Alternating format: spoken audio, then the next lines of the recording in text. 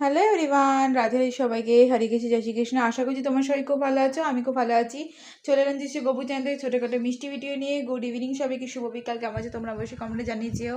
আজ সুন্দর হালকা হাওয়া দি, তো বিকাল হয়ে গেছে আর এখন বাজে 5টা 50 আর সুন্দর একটা ওয়েদার।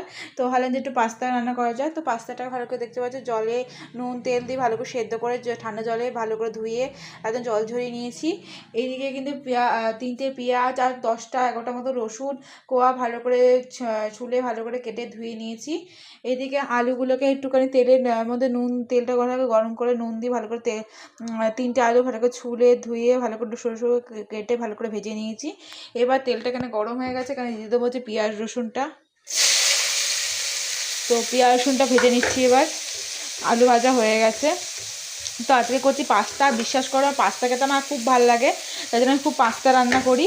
আর চাউমিনও ভালোবাসি, কিন্তু আমি বেসিক্যালি বাঙালি রান্না না পারলে ওই পাস্তা, চাউমিন, নানারকম ম্যাগি, ঠিক আছে, ম্যাগি নানারকম রেসিপি। এবং যখন আমি মাছ মাংস খেতাম তখন আমি একবার মাংস রান্না করেছি, 2-3বার মাছ রান্নাও করেছি, ঠিক আছে।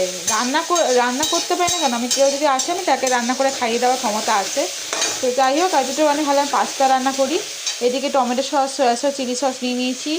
আর মশলার মধ্যে দেখতেই পারবে হলুদ, নুন, চিনি, ধনে গুঁড়ো, জিরে গুঁড়ো, লঙ্কা গুঁড়ো। পাস্তা মশলা থাকলে পাস্তা মশলা তোমরা দিতে পারো, কিন্তু যেটা আমার কাছে থাকে না, তো নাই, তো যাই হোক, এবার আলু পেঁয়াজ রসুন আর পেঁয়াজটা ভালো করে ভেজে তারপরে সব মশলাগুলো সস দিয়ে ভালো করে মশলাগুলো দিয়ে একটু কষিয়ে নিয়ে সস দিয়ে আলু আর পাস্তা দিয়ে নামিয়ে নেবো। তো চলো, রেডি করার পর দেখা হচ্ছে। রেসিপি আমি আগে অনেকবার শেয়ার করেছি, যেন এটা শেয়ার করছি না, জাস্ট আমি বলছি। এখানে ভালো করে পেঁয়াজ রসুনটা ভেজে নিয়েছি। নেওয়ার পরই একদম লাল লাল ভেজে নেওয়ার পর লঙ্কা গুঁড়ো, হলুদ গুঁড়ো, ধনে গুঁড়ো, জিরে গুঁড়ো, তারপরে নুন, একটু চিনি দিয়ে ভালো করে ভেজে নিলাম 1-2 মিনিট। তারপরে আমি soya sauce, tomato sauce, chilli sauce দিয়ে একটু হালকা জল দিয়ে ভালো করে এবার কষিয়ে নেবো। আর এটা একটু ফুটিয়ে নেওয়ার পর আমি কিন্তু এবার সব এই দিকে আলু ভাজাটা আর এদিকে পাস্তাটা যেটা ঝরিয়ে রেখেছে, পাস্তাটা কত ঝরঝরে হয়েছে দেখতেই পাচ্ছ। আর এটা 90% আমি বয়েল করেছিলাম, কারণ পাস্তা খুব তাড়াতাড়ি সেদ্ধ হয়ে যায়, তো সেই কারণে। তো চলো, এবার এটা করে নেওয়ার পর দেখা হচ্ছে। এখানে ওটা ভালো করে একটু ফুটিয়ে নিয়ে তারপর দেখতে পাচ্ছ আলু ভাজা আর পাস্তাটা দিয়ে ভালো করে সেদ্ধ মিক্স করে নিয়েছি। আর কত সুন্দর লাগছে দেখতে। তো এবার সার্ভ করবে মা। তো চলো, মা সার্ভ করে দাও একটু।